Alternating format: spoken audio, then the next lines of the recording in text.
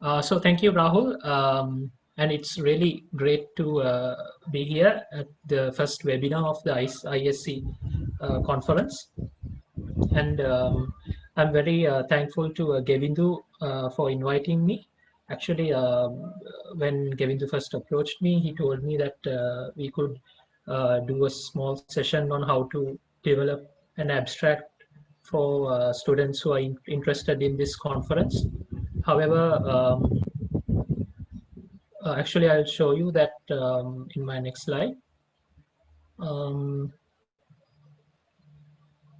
sorry, the screen is, yeah. So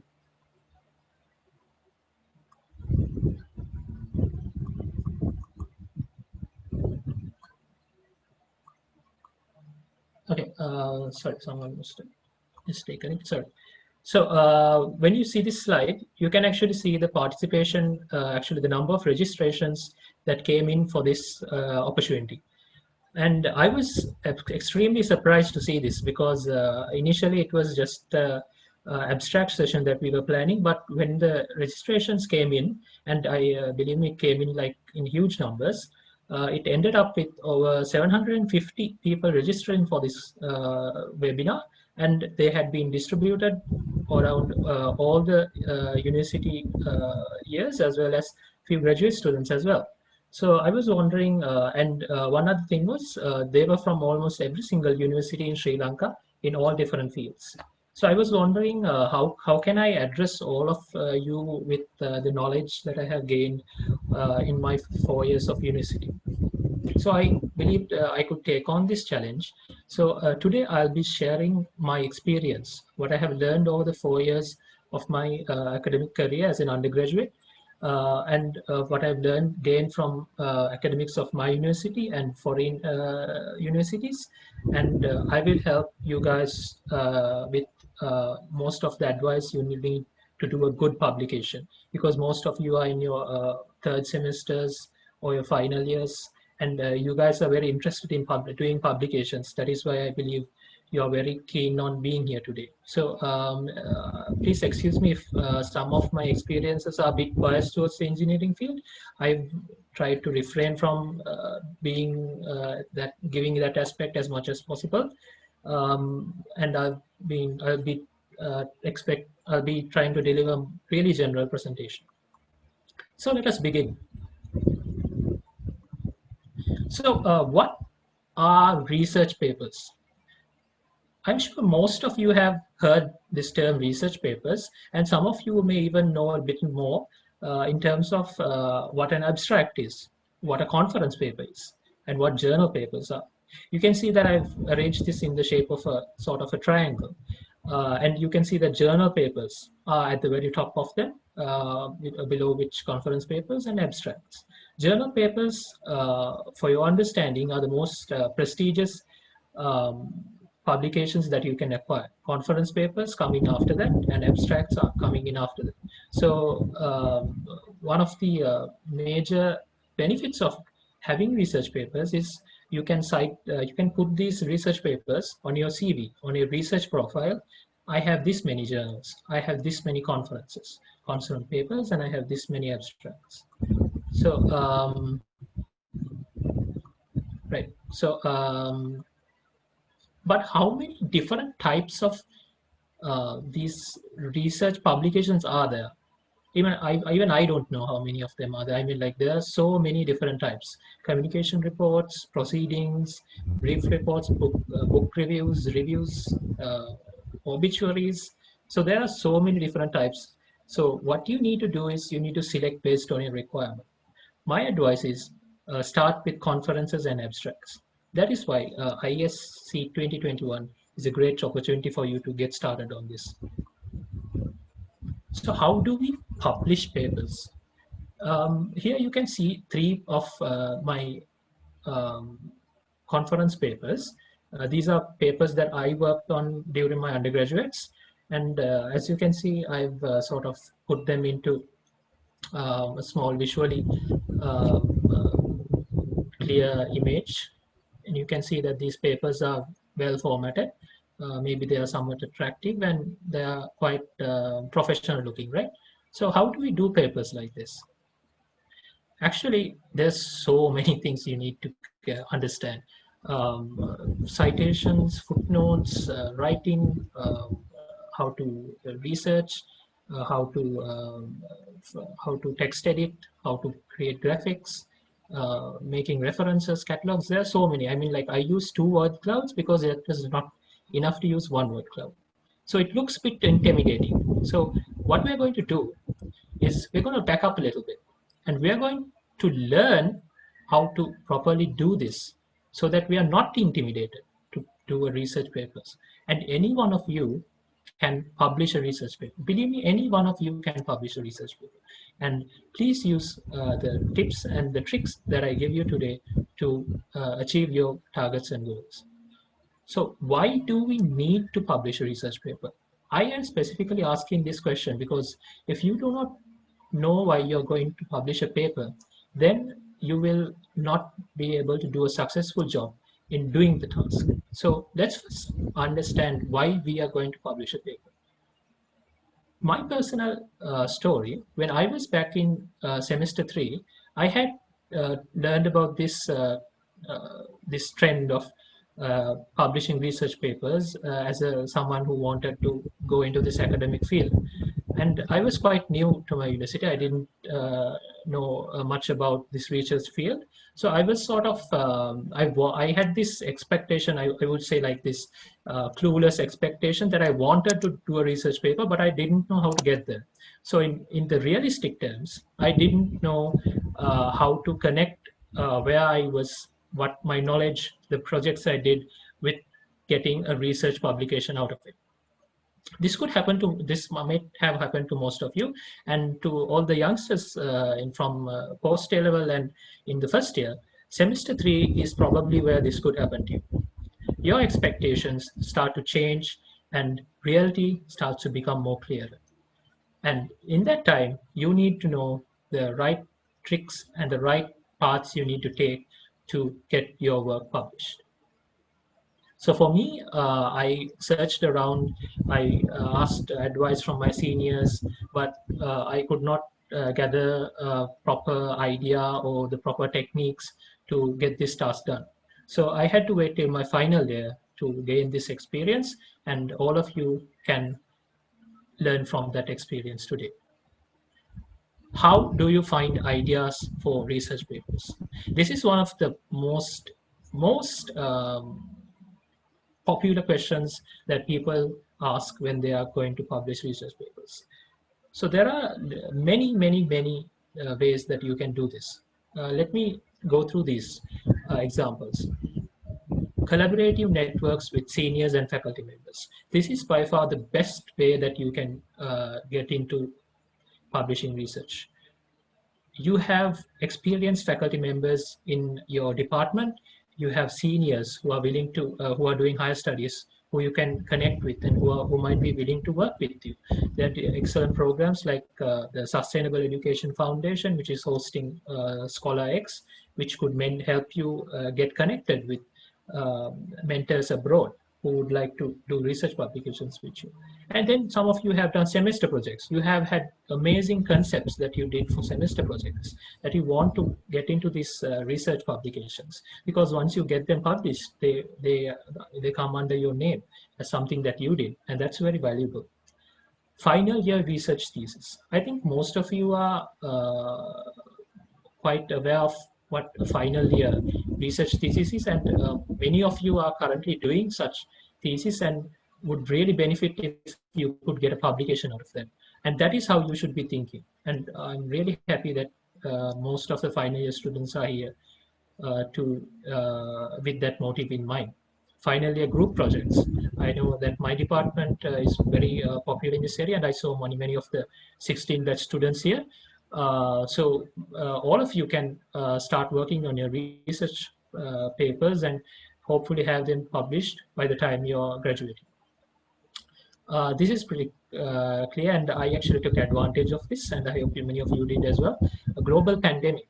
Global pandemic brings out so many problems and so many places for solutions that you could turn into research publications that you could contribute to the scientific community. So a global pandemic is a very convenient, or global problem is a very convenient place for you to find ideas. So that's something you can think about. And if you're very familiar in an area, you can publish in those areas. And graduates can publish their research findings, novel and innovative ideas, concepts and hypotheses. Any of these can be done into a research publication. As you can see, I put a small cartoon.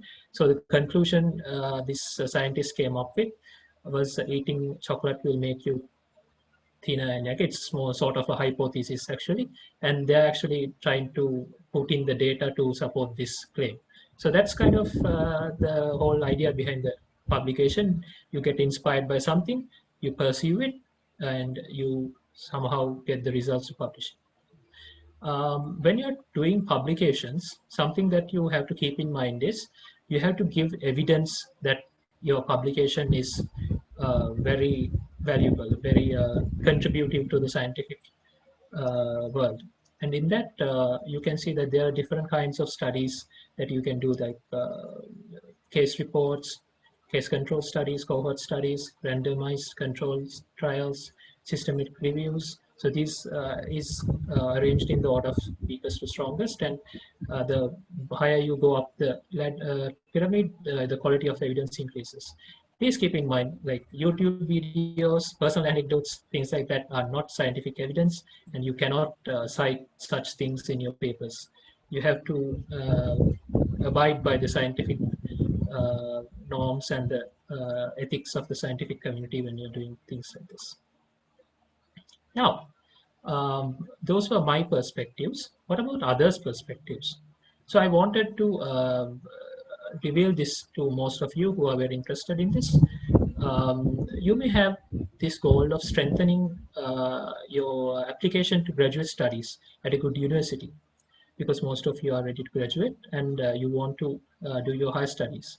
So this was a quote from a recent article I read. Juniors and seniors often ask me how to get into a PhD. Having looked at applications for 2 years now, I finally feel like I can offer some good advice. The one-word version of that advice, publish. So the one-word advice for getting into higher studies is publish.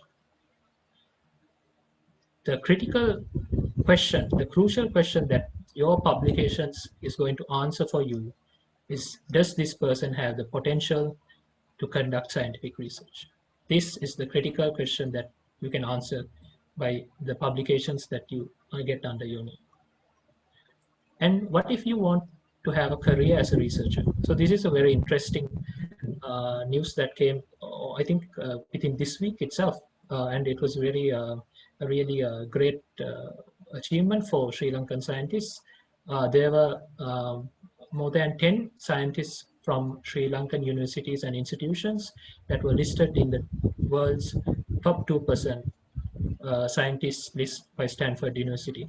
And there were many more Sri Lankan university graduates from all over the university, on all the universities in the world's top 22% list. And they may be abroad, but they were still graduated from Sri Lankan universities. And this is a very amazing achievement in the Sri Lankan research and research publication area. So what have we come up with, like, for reasons to why you need to publish? Recognition in the scientific community, graduate studies, to get into graduate studies. Some even say like their team members did it, so they joined along. And one of the persons I talked to, he said like he wants to do it for fun. So those are like really good reasons. As long as you are passionate about it, you can go ahead.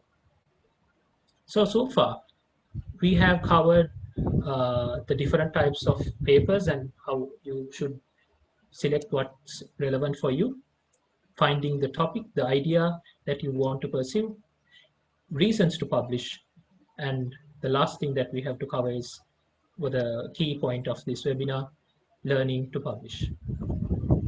Now, how do we publish? Let's take note of a few characteristics of these papers. I'll use one of my papers as an example and see what we need to finish, what we need to include in a paper in order to get it published. The title, the list of authors. So that this could be your group members, it could be you in individual, you and a senior, you and a faculty member. The abstract, it is a short section, around 150 or maybe 200 words, but it is a very short section. The introduction is pretty long. It's around one page long. Methods, and very informative and attractive and self-explanatory figures. So you can see the very professional looking figures in this paper, and results and discussion here, results that are tabulated in a graph here, concise tables with all the findings and the reported statistical parameters, conclusion, acknowledgements. It's very important to acknowledge people who helped you do the research, and references in IEEE style or any other style that is relevant for your domain. So this paper is available in this link. I'll be sending the sharing the slides as well. So you guys can take a closer look at this paper. So these are the different components, and you have to figure out how you are going to develop each of these components into your research paper on the topic that you chose in order to submit a publication, submit a paper for publication. And let's also look at an abstract. So first we covered the conference papers and now the abstracts. So in the abstract, you can actually see that it's normally 1 page long. It covers the background, the objectives, methods, results, and conclusions. And in an abstract, you normally must contain it up under 300 words and avoid diagrams, tables, references, graphics in the abstracts. Provide maximum relevant information in the abstract, and if the subject material is empirical, the following structure is obligatory, which is what we have provided here. Other than that, there are a few important things like the principal authors, the co-authors, and the thematic area of your abstract. So you can you can cover those things. So please take a look at these different areas. So I'm going to start to get into how we are going to do this. Where do we start and where do we finish? So this is my interpretation of how I went through it, and I'm going to use this cartoon-based learning approach, and I think all of you will enjoy a lot. So tip 1, how to get started. Choose the optimal environment. If you're going to do a publication, then you need to choose the most comfortable environment where you can freely write your ideas, because like I'm an engineer, I can't start writing a publication in physiology or even in like a medicine topic, because I'm not aware of those terms, how to research, how to find papers, things like that. So being comfortable in your environment is key. That is why a lot of you have a great opportunity with your final year projects, where you've been working on for a long time, for more than 6 months, I think, and you can get a good publication out of it. So please take that opportunity, because you're in a really optimal environment. So focus on what you developed, what you researched, what is novel in your final year project, and try to start converting that into a publication. Tip 2, title and abstract sell your paper. So this is a really important advice. Why? Because it says title and abstract sell your paper. Your title, the title that comes on the top of your paper, I will show you one of these ones. So my title, low cost active dry contact surface EMG sensor for bionic arm. That title sort of gives you a idea of what I have done in this paper. It's low cost. It's an active dry contact sensor. You may understand that some sort of a sensor. EMG is for muscle signals, and it's for a bionic arm. So anyone in the engineering domain who reads that title sort of gets the idea that this person is talking about something like this. And then the keywords which come with your abstract is the next thing that he will focus on, because your abstract contains a summary of your entire research project, if your entire paper, and it sort of gives the reader a very, very concise idea of your paper. And always remember this tip: when you're choosing keywords, choose keywords that someone who wants to find your paper is going to search for. So if you're going to find a paper on if you're trying to search my paper on the Google by Googling, then terms like electromyography, bionic arm, very, very common terms that you can type, because you can't type like complex terms like phonocardiogram, uh, uh, convolutional series of data, things like that. Nobody types that in Google search, right? So you need to come up with really common and really understandable keywords, easy to find. That's what the cartoon says about. And now comes the really critical part. Now is when you're trying to get into building your paper, the introduction. And introduction, they say, is sort of like funnel shape. So it's always good to start your paper from the introduction, because then you get to sort of pour in your ideas and try to funnel that idea into your paper's outcome, right? Because the introduction is going to cover, so what is electromyography? How did it get there? What is COVID-19? What's the status in the world? How does COVID-19 affect people with heart diseases? And then you're going to sort of channel all of that introduction into what the title of your paper. So what did I do to help COVID-19 patients become more immune from this or this? And in your introduction, it's always good to follow these kinds of tips. Introduce your topic in a suitable manner. Pay attention to the amount of space that you're taking in your introduction, because you don't need to take too much space in your introduction. And pay attention to the tense, if you're using present or past tense, and the grammar, because the introduction needs to be really accurate and grammatically correct. Because the person who is reading the introduction has to get a clear idea of what you're trying to convey. Learn to summarize in short sentences. Don't use long sentences in introductions. Avoid repetition of ideas and long sentences. You don't need to write the same idea at the beginning of the introduction and at the end of the introduction. Compare similar work, and then you can provide the citations for your statements in your introduction. If you say that this many people died from cardiovascular diseases, then you can cite the World Health Organization report where you got that information from, because the person reading has to see evidence that you are talking about this situation. Read other sample introductions. So one of the best ways to construct your introduction is to read others' introductions and construct your introduction in a very neat manner by taking ideas from others.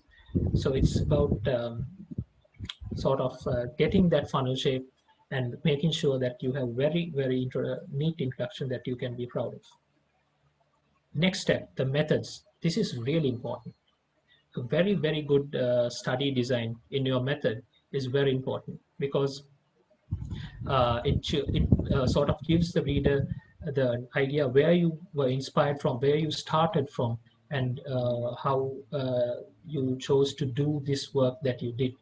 And if you have a supervisor or a guide who is much more experienced than you, he would be a really good support in writing the methods for you, methods with you. You can talk about how you collected data, how you designed, how you planned the experiments, how you developed algorithms, how you defined the criteria to analyze and evaluate your work, how you did all of these things can be included into introduction. It's about explaining how you constructed your study without any inclusion of the results.